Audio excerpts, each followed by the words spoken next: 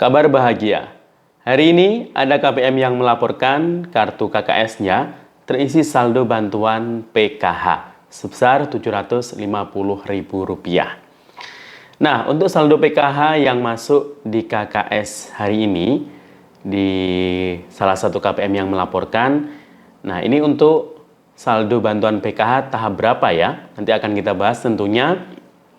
Dan juga kita akan membahas terkait mengenai penyaluran bantuan sosial PKH dan BPNT tahun 2025 ini yang mungkin sudah banyak yang tahu, bukan lagi nanti dari DTKS terkait data penerima bansos seperti PKH dan BPNT, akan tetapi akan diubah menjadi DTSE atau data terpadu sosial ekonomi.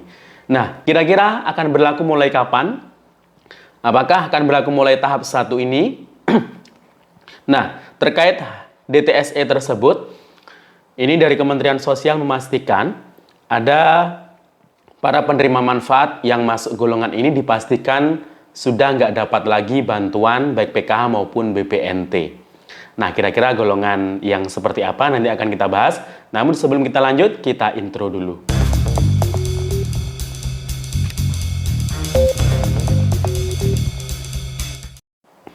Assalamualaikum warahmatullahi wabarakatuh. Salam sejahtera. Shalom, Om Swastiastu, Namo Buddhaya, salam kebajikan. Sobat YouTube, kembali lagi di channel saya, Sukron Channel. Apa kabar semuanya? Semoga semua dalam keadaan sehat dan dimudahkan rezekinya. Amin. Nah, pada video kali ini kita masih membahas soal bantuan sosial tentunya ya. Baik bansos reguler maupun non-reguler. Terkait bansos reguler, PKH dan BPNT, alhamdulillah hari ini ada KPM yang melaporkan kartu KKS-nya terisi saldo bantuan PKH sebesar Rp750.000. Nah, untuk PKH yang baru dilaporkan KPM hari ini yang cair, nah ini untuk PKH tahap berapa, nanti akan kita bahas. Dan juga terkait mengenai data penerima bansos seperti PKH dan BPNT. Nah, sebelumnya mungkin sudah banyak yang tahu bahwasanya para KPM ini kan masuk data DTKS sebagai penerima bantuan. Nah, tahun 2025 ini DTKS akan diubah menjadi DTSE, Data Tunggal Sosial Ekonomi, yang dimana DTKS itu nanti akan diintegrasikan dengan data yang lain, Reksosek, kemudian dari P3KI juga. Nah, kira-kira apakah KPM PKH BPNT nanti akan aman posisinya untuk mendapatkan bantuan tahun ini jika datanya berubah? Nah, karena Kementerian Sosial ini memastikan penerima manfaat yang masuk golongan berikut ini dipastikan tidak dapat lagi bansosnya. Nah, kira-kira mulai tahap berapa akan berlaku? Nanti akan kita bahas. Namun sebelum kita lanjut, silakan yang baru bergabung di subscribe dulu channel ini dan ditekan tombol loncengnya agar sobat YouTube semua mendapatkan pemberitahuan video terbaru dari Sukron Channel. Dan jangan lupa di-share di berbagai media sosial dan di-like apabila sobat YouTube suka dengan video ini. Oke sobat YouTube, kita lanjutkan pembahasan pada video kita kali ini. Nah, pada hari ini ada KPM yang berbahagia karena baru saja melaporkan kartu KKS-nya terisi saldo bantuan PKH sebesar Rp750.000. Nah, perlu diketahui sobat YouTube bahwasanya Kementerian Sosial baru-baru ini merilis ya skema indeks bantuan yang didapatkan untuk bantuan PKH tahun 2025 ini. Nah, apakah indeks atau nominal jumlah bantuan PKH tahun ini ada perbedaan dengan tahun kemarin? Nah, perlu diketahui bahwasanya untuk syarat penerima PKH selain kategori miskin masuk DTKS juga harus memiliki salah satu dari 3 komponen atau kategori. Ya, yang pertama dari kategori kesehatan, yakni memiliki anak usia dini umur 0 sampai 6 tahun atau ibu hamil, ya, pengurusnya ini hamil. Nah, untuk bantuan ibu hamil dan anak usia dini umur 0 sampai 6 tahun indeks bantuan yang diterima per triwulan, nah itu masih sama, yakni Rp750.000. Kalau anak usia dininya jumlahnya 2, berarti tinggal kalikan 2. Kemudian untuk kategori pendidikan yang meliputi anak sekolah jenjang SD, SMP, dan SMA atau SMK, nah untuk jenjang SD dapatnya per triwulan itu Rp225.000. Kemudian SMP dapatnya Rp375.000 dan SMA Rp500.000. Nah, itu per triwulan. Jadi masih sama ya untuk jenjang pendidikan. Kemudian untuk kategori kesejahteraan sosial, yakni komponen disabilitas berat dan juga lanjut usia minimal 60 tahun. Nah, ini dapatnya per triwulan itu masih sama, yakni Rp600.000. Nah, jadi tidak ada perubahan ya untuk indeks jumlah bantuan PKH yang didapatkan mulai tahap 1 tahun 2025 ini. Jadi, nanti bisa dihitung sendiri ya. Dan mungkin ada yang kejadian, mungkin merasa bantuan PKH yang diterimanya ini kurang, misalkan untuk anaknya yang 2 misal, yang satunya tidak kehitung PKH, misal sekolah atau mungkin balita. Nah, itu dipastikan dulu apakah sesuai aturan atau tidak. Kalau mungkin sudah sesuai aturan, mungkin saja anaknya yang satunya yang tidak terhitung PKH itu belum masuk DTKS. Nah, caranya untuk memasukkan DTKS ya seperti mengusulkan baru di DTKS melalui operator DTKS yang ada di desa atau kelurahan.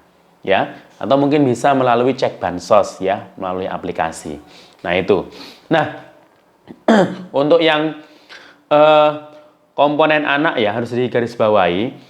Komponen anak itu kalau anak yang ketiga atau kehamilan ketiga itu nggak masuk hitungan PKH ya. Jadi tolong nggak usah komplain kalau mungkin anaknya yang nomor 3 atau mungkin kehamilannya yang ketiga kalinya ini nggak masuk hitungan PKH, karena memang sudah aturannya seperti itu ya. Nah, untuk laporan hari ini yang dimana ada KPM, salah satu bank penyalur ini yang melaporkan kartu KKS-nya terisi saldo Rp750.000. Ini KKS BSI ya, berarti untuk wilayah Aceh. Nah, untuk Rp750.000 tersebut memang saldo PKH. Akan tetapi itu adalah saldo PKH untuk alokasi bulan Oktober, November, Desember 2024 kemarin ya. Karena di Aceh itu ada yang cair lewat KKS lama ya, yang biasanya lewat KKS, ada juga yang baru dapat KKS yang sebelumnya mungkin sebagian lewat pos. Nah, jadi itu kemungkinan adalah KKS baru. Karena KKS baru itu kan cairnya per triwulan. Jadi alokasinya itu Oktober, November, Desember 2024. Dan itu biasanya adalah KPM PKH validasi. Kalau mungkin ada yang terisi 500, berarti itu ya komponen anak usia dini untuk alokasi November, Desember. Kalau 750 berarti ya anak usia dini umur 0 sampai 6 tahun untuk alokasi Oktober, November, Desember 2024 kemarin. Nah, berarti untuk tahap 1 2025 ini masih belum ada yang cair. Nah, sambil menunggu kapan cairnya kira-kira baik PKH maupun BPNT tahap 1 ini.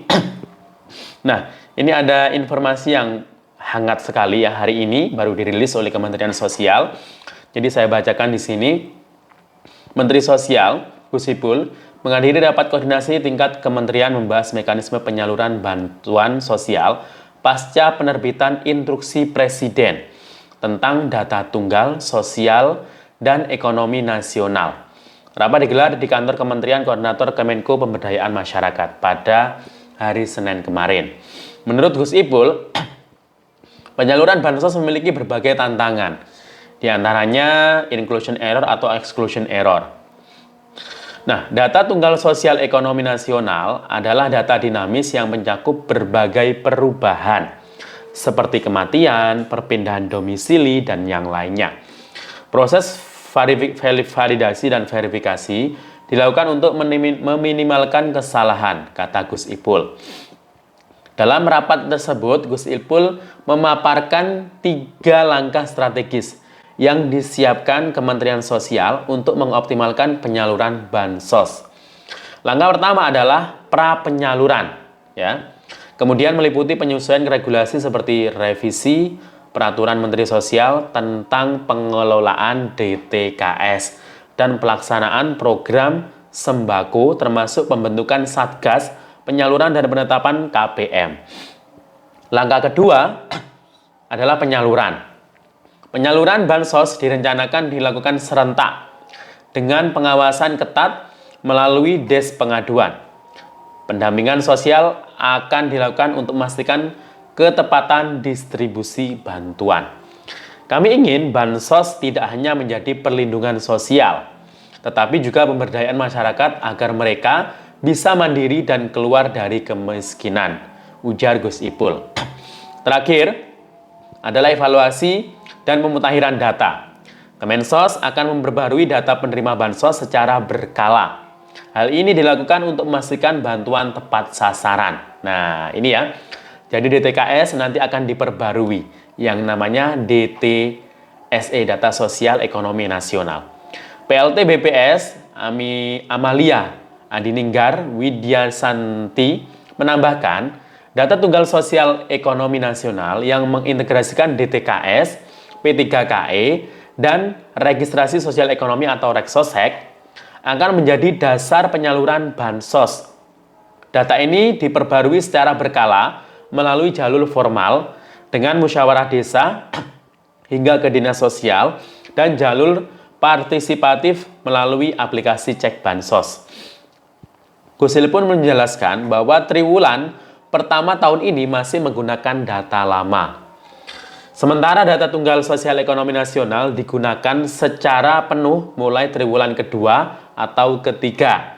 Kami akan memastikan tidak ada lagi ASN seperti PNS dan P3K, TNI, Polri, atau pihak lain yang tidak berhak mendapatkan bansos katanya. Nah, jelas ya. Jadi, untuk tahap 1 ini masih menggunakan DTKS untuk penyaluran bantuan PKH atau BPNT. Tapi nanti untuk tahap kedua atau ketiga kemungkinan ya, nanti akan menggunakan DTSE, Data Tunggal Sosial Ekonomi Nasional, yang nanti akan disinkronkan atau diintegrasikan dengan data P3KE dan data Reksosek. Nah, nanti pasti ketahuan ya, siapa saja KPM yang sudah kaya, kemudian yang jadi ASN, yang jadi TNI, Polri, itu dipastikan nggak dapat lagi bansos tahun 2025 ini.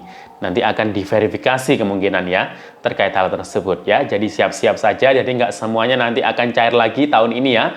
Oke, demikian info dari saya. Sampai jumpa. Assalamualaikum warahmatullahi wabarakatuh.